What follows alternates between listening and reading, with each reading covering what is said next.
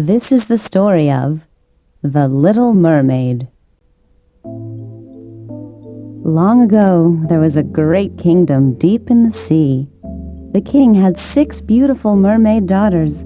They were raised by their grandmother. The littlest mermaid's silky golden hair and sea green eyes made her the fairest. She, more than her sisters, loved hearing her grandmother's tales of life above the sea. "You shall see it yourself," said her grandmother. "When?" asked the little mermaid. "When you're 15, her grandmother reminded her. Until then, the little mermaid had to be satisfied hearing her older sisters tell of their adventures. She heard about humans with no tails and a silver moon that shone onto the sea. There were leaves that rustled in the wind, and in the cold months, beautiful snowflakes fell. Finally, the little mermaid celebrated her 15th birthday.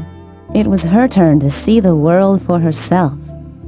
The little mermaid climbed onto the moonlit rock in the harbor. It was more beautiful and wondrous than she had imagined. Nearby was the royal ship. She heard the sailors' lovely songs. The prince was on board. The little mermaid gazed at his kind, handsome, and noble face. Suddenly, the moon darkened. The sea swirled. The wind whipped around the harbor. The sailors raced to save the ship, but it tossed and cracked under the waves. The mermaid watched in horror as the handsome prince was tossed deep into the sea. The little mermaid dove into the swirling ocean. She grabbed the young prince and swam, bringing him to shore. When he finally stirred, his arm touched the mermaid's silken hair. The crowd cheered. "Our prince is saved!" Only then did she slip into the sea and return home. The little mermaid couldn't forget the prince. "You must try," her grandmother warned. "Why?" asked the little mermaid. "I love him." "But if he doesn't love you, you cannot return to the sea as a mermaid. You will turn to foam and die."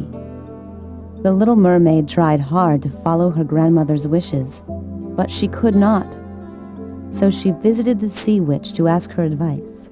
"Of course I can help you," cackled the witch. She boiled up a stew of snakes to make a potion. "Drink it when you get to shore," she commanded. "What will that do?" the mermaid asked. "It will turn your mermaid's tail into human legs. But beware, walking will always be painful for you." The mermaid sadly agreed. "I will need to be paid," the witch cackled. "Give me your beautiful voice. You will be silent forever." "But it is my voice and my singing that bring my family joy," sobbed the mermaid. The sea witch would not change her bargain. Finally, the little mermaid agreed. She swam to shore.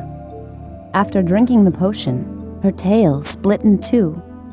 The little mermaid practiced walking, but the pain was great. She threw herself onto the beach, where the prince found her. "Are you hurt?" he asked kindly. But the little mermaid could not answer him. "Let me help you," he said as he took her by the hand.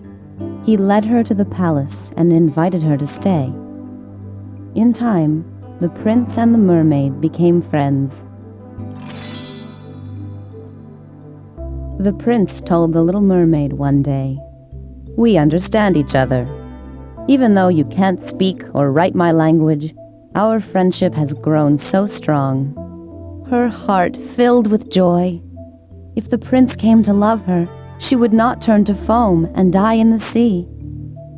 1 month later, the prince told her, "My father says I must marry. He's sent for a princess who will arrive soon." The little mermaid felt her heart grow heavy. "What shall I do?" sighed the prince. "I only care for you and the golden-haired maiden who saved me." The mermaid wanted to shout, "I'm the one who saved you. You love me." But alas, she was doomed to silence. She tried to speak with her gentle green eyes, but he did not look at her. He was staring out to sea. A huge white ship had entered the harbor. Soon, the princess came ashore. The prince gasped. Except for her blue eyes, the princess looked like the mermaid. Surely she is the one who saved me, thought the prince. Joyfully, he told the princess, "You are my true love." Then he told the mermaid, "You are my true friend." The little mermaid's heart was broken.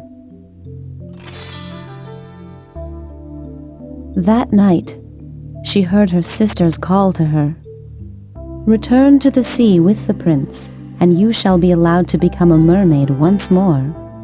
"But the prince would die in our ocean kingdom." "True," her sisters called, "but save yourself."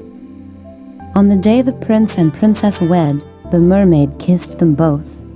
Then quietly, she slipped into the sea. As her toes turned to foam, the sea sang to her, "You are a loyal friend, so you shall float in the sky and bring joy to all who look at you."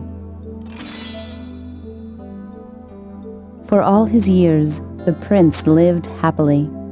Often, he felt a special joy as he gazed up at the sky, and sometimes, at night, he imagined that he saw a beautiful mermaid floating in the moonlit sky.